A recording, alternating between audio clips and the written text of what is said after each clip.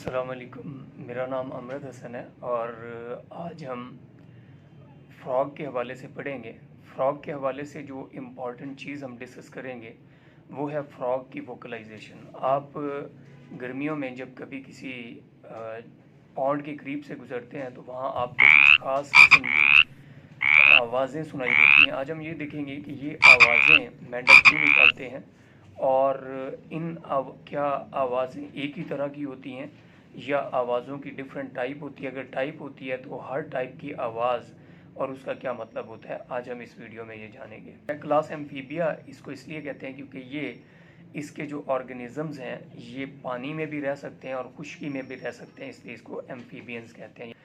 और जो फ्रॉग्स की जो वोकलाइजेशन है, जो ये आवाज़ पैदा करने की जो सलाहियत है, ये बेसिकली फ्रॉग के अंदर एक अपरेटस होता है जिसको आप लेरेंजियल अपरेटस कहते हैं। अब ये जो लेरेंजियल अपरेटस है ये बेसिकली एक फ्रॉग के अंदर लेरेंक्स के ऊपर और उसके वोकल कॉर्ड्स के ऊपर मुश्तमिल होता है। अगर आप देखें तो फ्रॉग की जो नेज़ल कैविटी है जिसको आप नेरीज कहते हैं उसमें से, और इसी तरह से फ्रॉग की जो माउथ कैविटी है, इनमें से हवा गुजरती हुई लेरेंक्स से गुजर कर लंग्स के अंदर चली जाती है। और अगर आप देखें तो माउथ कैविटी के एक साइड के ऊपर आपको लंग्स नज़र आ रहे हैं, और अगर उसके आप फ्लोर के ऊपर देखें तो माउथ कैविटी के बिल्कुल फ्लोर के ऊपर एक ट्यूब जिसको आप डाइवर्टिकुलम भी कहते हैं ये निकल रही है, और इसके बिल्कुल नीचे आपको एक सैक नज़र आ रही है जिसको आप वोकल सैक कहते हैं। ये बेसिकली मेल फ्रॉग्स के अंदर होती है और इसका बाज़ात इसके अंदर फ्रॉग जो है हवा भरता है और उस हवा के ज़रिए ये प्रीडेटर को बहुत ज़्यादा डराने की भी कोशिश करता है।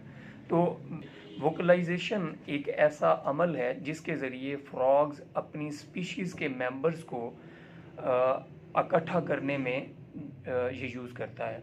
अब वोकलाइजेशन बेसिकली इसी अपरेटस के ज़रिए होती है जिसको आप लेरेंजियल अपरेटस कहते हैं। यूजली क्या होता है कि जो लंग्स के अंदर जो हवा होती है, लंग्स के अंदर हवा बेसिकली ये इस अपरेटस के अंदर भेजी जाती है और ये वोकल कॉर्ड्स के साथ टकराती है और इसी तरह से जो लेरिंक्स की जो कार्टिलेजेस होती हैं उनके साथ ये टकराती है। वो वाइब्रेट करना शुरू कर देते हैं और इस वाइब्रेशन के नतीजे में हवा पैदा होती, ये साउंड पैदा होती है और ये साउंड बेसिकली वोकलाइजेशन कहलाती है। अब हमारे इंसानों के अंदर भी वोकलाइजेशन तो नहीं होती लेकिन साउंड प्रोड्यूस होता है, और ये साउंड भी लेरिंक्स के अंदर जो वोकल कॉर्ड्स होते हैं उनकी वजह से पैदा होता है। लेकिन जो फ्रॉग्स हैं चूँकि वो बोलते नहीं हैं लेकिन उनके अंदर ये वोकलाइजेशन होती है।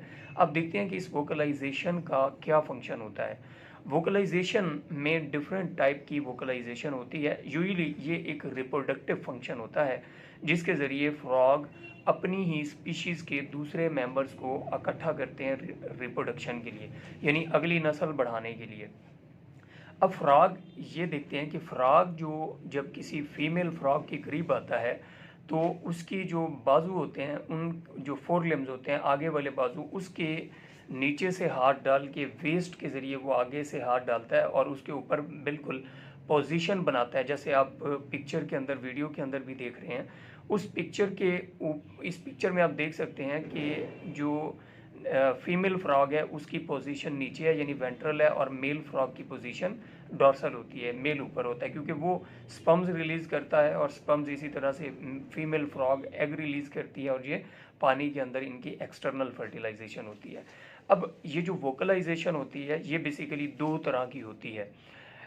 एक जो वोकलाइजेशन की टाइप है उसे एडवर्टीजमेंट कॉल्स कहते हैं, जिसमें मेल फ्रॉग फीमेल फ्रॉग्स के लिए आवाज़ पैदा करता है। ये आवाज़ फीमेल को एक मैसेज देती है कि मेल जो है वो अब रिप्रोडक्शन के लिए रेडी है, नंबर वन, और नंबर टू दूसरे जो मेल मेंबर्स हैं फ्रॉग उनको भी ये मैसेज पहुंचाता है कि ये जो टेरिटरी है जिसमें मैं हूँ और इसके आसपास का जो इलाका है ये मेरा है, और ये अपने आप को उनके हवाले से उनको वार्न करने की कोशिश करता है कि ये इस एरिया के अंदर कोई ना आए, यानी कि ये कब्ज़ा माफिया के तौर पर वहाँ पे किसी और दूसरे मेल फ्रॉग को घुसने नहीं देता। ये जो एडवर्टीज़मेंट कॉल्स होती हैं, अब देखा जाए तो कई किस्म के फ्रॉग्स होते हैं, उसकी कई स्पीशीज़ होती हैं। यूँ एक स्पीशी दूसरी स्पीशी के साथ तो ब्रीड नहीं कर सकती। अब होता क्या है कि जब एक स्पीशी दूसरी स्पीशी के साथ ब्रीड ही नहीं कर सकती तो फिर हर स्पीशीज़ की वोकलाइजेशन जो होती है वो डिफरेंट होती है, हर स्पीशी की आवाज़ डिफरेंट होती है। मसलन एक पॉन्ड है, उसमें कई किस्म के फ्रॉग रह रहे हैं, तो हर स्पीशी का फ्रॉग जो होगा, मेल फ्रॉग होगा, वो डिफरेंट टाइप की वोकलाइजेशन पैदा करेगा। तो इस तरह से एक स्पीशी का दूसरी स्पीशी के साथ जो ये इनकम्पैटिबिलिटी होगी वो यहाँ पे डिस्करेज हो जाती है। यानी कि एक जो स्पीशीज़ का फ्रॉग होगा जब वो वोकलाइजेशन देगा तो फीमेल उसी स्पीशीज़ की जो फीमेल होगी वही अट्रैक्ट होती होगी उसके पास आएगी। तो ये बेसिकली एडवर्टीजमेंट कॉल्स होती हैं। एक और कॉल होती है जिसको आप रिलीज़ कॉल्स भी कहते हैं। अब रिलीज़ कॉल बेसिकली एक ऐसी कॉल होती है जब कोई एक मेल मेंबर अगर किसी दूसरे मेल को फीमेल समझ के ब्रीडिंग करने के लिए उसको पकड़ ले, इस पकड़ने की जो यानी कि बाजुओं के नीचे से हाथ डाल के उसके ऊपर आ जाना, ये जो पोजीशन है इसको एम्प्लेक्सस कहते हैं। मसलन अगर कोई मेल गलती से किसी दूसरे मेल के साथ एम्प्लेक्सस करने लगे तो फौरी तौर पे मेल दूसरा जो मेल होगा वो रिलीजर कॉल देने की कोशिश करेगा ताकि उसको पता चल जाए कि ये नीचे भी मेल है, ऊपर वो खुद भी मेल है। तो इस तरह से ये चीज़ से बचने के लिए रिलीज़ कॉल देता है और वो जो ऊपर वाला मेल होता है वो उसको छोड़ देता है। इसी तरह से बाज़ औक़ात कुछ फीमेल्स उस टाइम ड्यूरेशन के दौरान रिप्रोडक्शन के लिए, मेटिंग के लिए तैयार नहीं होती हैं, तो उस वक़्त जब तैयार ना हों तो तब भी वो रिलीज़र कॉल्स देती हैं, रिलीज़ कॉल्स देती हैं ताकि मेल को ये मैसेज चला जाए कि वो इस वक्त रिप्रोडक्शन के लिए रेडी नहीं है।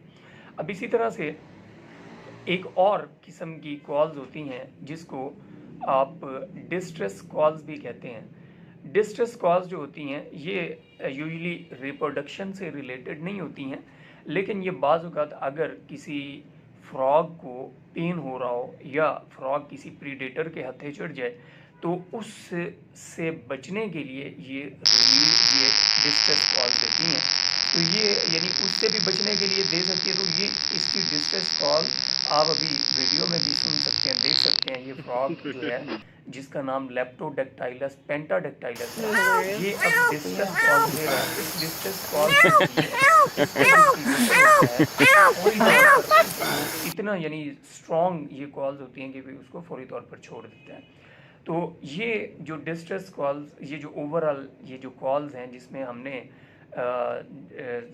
देखा, यानी 3 टाइप्स की हमने कॉल्स देखी, एक एडवर्टीजमेंट कॉल, रिलीज़ कॉल्स और फाइनली हमने डिस्ट्रेस कॉल्स देखी। ये तीनों कॉल्स बेसिकली वोकलाइजेशन कहलाती हैं, लेकिन जो पहली 2 हैं जिसमें एडवर्टीजमेंट और इसी तरह से रिलीज़ कॉल्स हैं, ये इनका रिप्रोडक्टिव फंक्शन होता है। और ये रिप्रोडक्टिव फंक्शन बेसिकली इसके बाद एम्प्लेक्सस होता है। एम्प्लेक्सस के नतीजे में फिर इनके दरमियान मेटिंग होती है और मेटिंग के ज़रिए से फिर आगे रिप्रोडक्शन की जाती है।